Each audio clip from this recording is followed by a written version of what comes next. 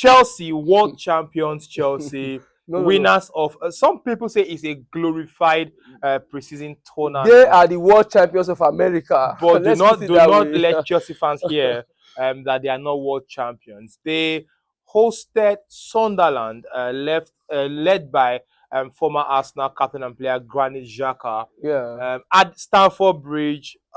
Against all predictions, Sunderland picked up all 3 points on the day. Actually predicted that game to be 3-0 to Chelsea. Yeah. And like I said, I think what my people around me appreciate most about me is that I'm always willing to be proven wrong. I'm always willing to be proven wrong. And I was proven wrong by the Sunderland team. You see, because of the way Manchester United managed the game against Sunderland, people felt Manchester United played a very weak team. That it was just like, beginning of the season, let me use the pigeon parlance, gra-gra, for Sunderland. Initial gra-gra, yeah. Initial gra-gra, that's the word I was looking for. Thank you for that. So they felt it was just initial gra-gra, but that proved to being the undoing of Chelsea. You see, when you take the lead against a team like Sunderland, they have one of the best playmakers in the world. Granit Xhaka plays as a quarterback. He's able to tackle viciously. He's able to win back the ball. And he's able to recycle possession. And he has this range with passes. And he has a very powerful shot. Now, so when you have such a player in your team, even if he doesn't score in that game, it's like a bonus to you, and he's vastly experienced. And so what I told what I felt Chelsea should have done was that as soon as they got that Garnacho goal, they should have strived to get a second goal. And then they should have managed it. Now, if they saw that, and that's the good thing about Arsenal this season, they're able to manage their wins. When you get a goal and then you see that your opponent is very, very stubborn, you have to manage the win. The game, but you get the point. So even when Chelsea, when they equalized, Chelsea were playing for the win. Their rest defense wasn't really too strong, and the winning goal came from a counter attack in the extra time. There's been a lot of controversy about sport kicks and long throws and all of that, corner kicks and stuff in the league this season. Sunderland got at Chelsea from a long throw. Long throws are part of the game. This complaining is funny. You know what I think about these coaches of nowadays. They are playing to the gallery. I never saw Alex Ferguson talk this way. I never saw Arsene Wenger talk this way. Arsene Wenger was a coach that was really brilliant, and then he taught many of us the game. As a Manchester United fan, I learned much more about the game from Arsene Wenger than even from Sir Alex, because at the point in time, Alex Ferguson was not even speaking to the press after that accusation of corruption they had because he loaned Manchester United players to a team his son was managing. So Arsene Wenger was the coach that broke down the game to those of us who were watching from Africa, from the comfort of our homes. He broke down the game for us. We were able to understand how football analysis go. And even up to now, that's a technique that I use with the football players that I teach the game to. You understand? So if you start complaining about this, about that, and that's the good thing about Jose Mourinho again. Jose Mourinho wants to work within the ambits of the rules, of the law, to get a victory over you. Now, if I see that, like he said, if you have a Ferrari and I have a Fiat and we are going for a race, what I would do is to put sugar in your engine, to knock your engine, to ensure that I win. So you can't expect a team that is playing against the quality of Chelsea's midfield. That's mad. You have Caicedo, who for me is the best defensive midfielder in the world. In the world right now, You understand? And then you have an Enzo Fernandez, who is at the top of his game. Whoever they now pair with as the third man does not even matter to me. I think it was João Pedro. You understand the point? So if I have if I am a coach of let's say even Bender Insurance or Kano Pillars, and I'm playing against such a qualitative team, I'll look for other means to get the advantage.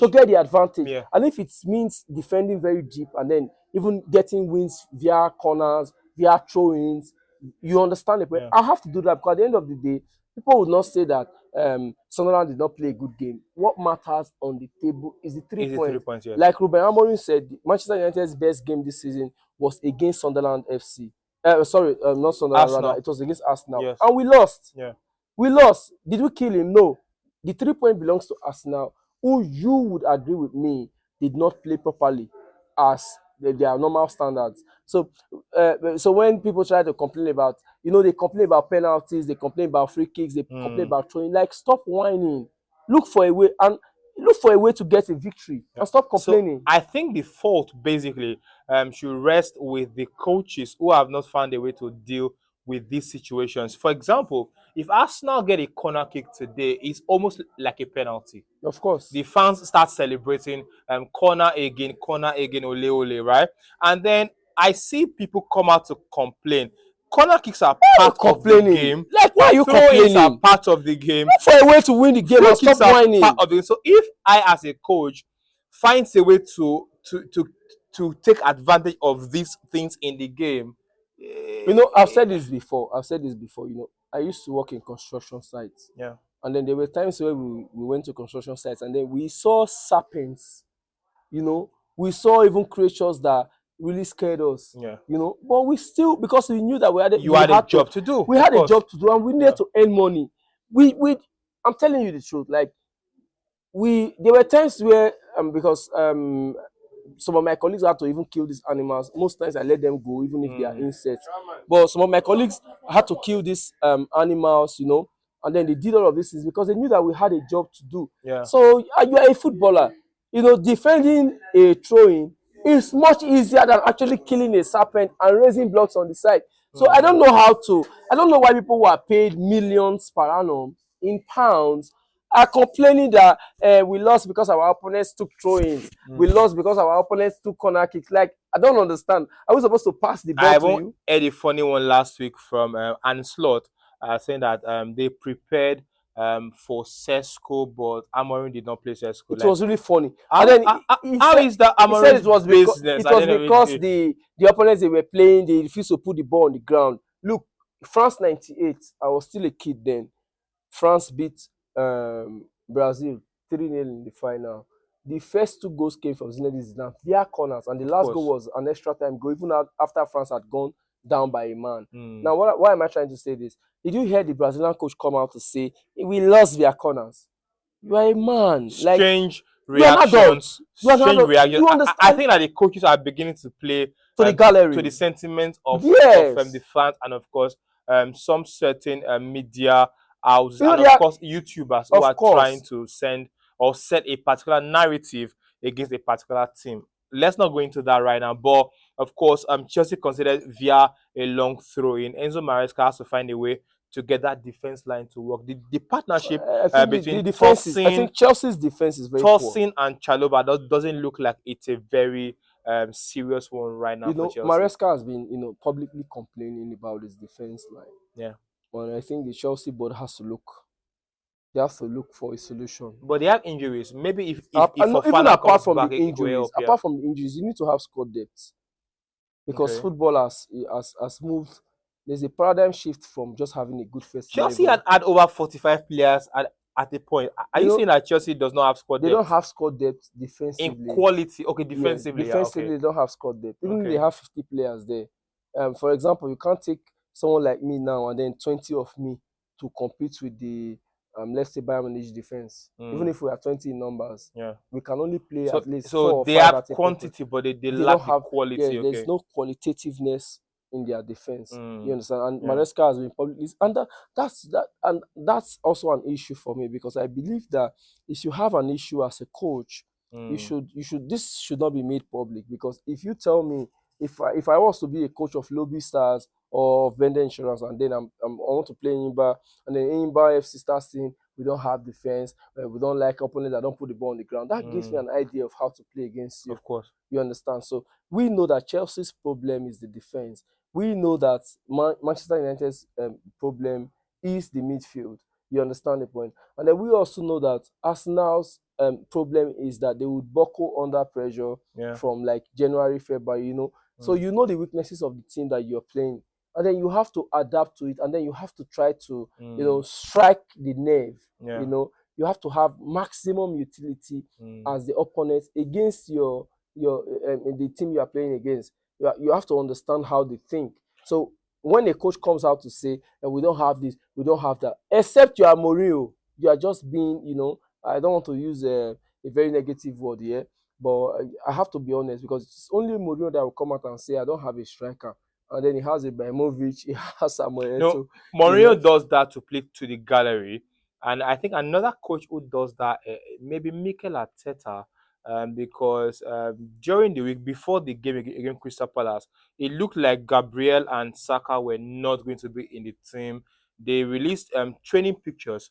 Saka was not in the training pictures. It told us that Gabriel looked like he was unfit for the game, but when the game came, we saw them. About defensive depth, Arsenal had injuries to Saliba during the game. They were able to bring in Mosquera, who just completely fit into the team Of course, perfectly.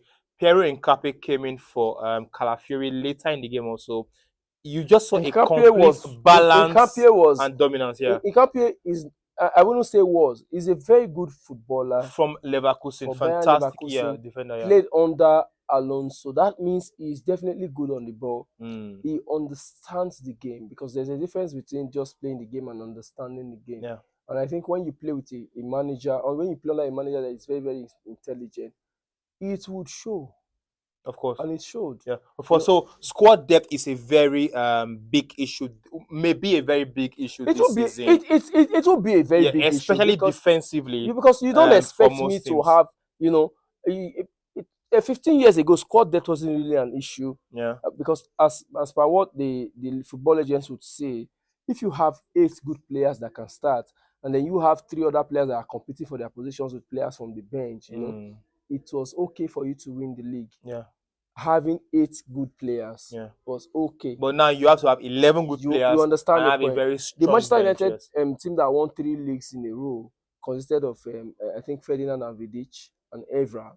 Then you had Carrick, uh, Gigs, Giggs, Postcodes. and Paul Scholes, Yeah. if not even Ronaldo, Yeah. even when he left. And then you had Tevez, you had Wayne Rooney. Rooney. Yeah. So the right back position was interchangeable for West Brown, Gary Neville, John O'Shea. You understand? And then you Yeah. also had players, free players, Anderson, who were happy to come in and play 1 or 2 games. You understand the point? Yeah. So, but now football, there's a paradigm shift. The top clubs are stacked. With quality Player. You first have to 11 and of evolve. course on the bench. Yeah, Yes. you have to evolve and adapt. If you don't do that, you'll be left behind. And these clubs, they spend millions of pounds of On dollars every signing year on the on signing. signing Yeah. players and on improving their academy. Mm. So there is enough quality coming in even from the bench. And that's where I believe that teams like Manchester United, teams like Chelsea would suffer because apart from the first 11, we don't really have squad depth in Manchester United. Okay, so Chelsea defeated, really embarrassing defeat if you ask me, to Sunderland 2 goals to 1, and that took Sunderland to third place in the second place in the table, before Bournemouth also got their own 3 points. So Bournemouth sit second, and of course Sunderland sit third in the Premier League table. We know that it would definitely get changes in those positions.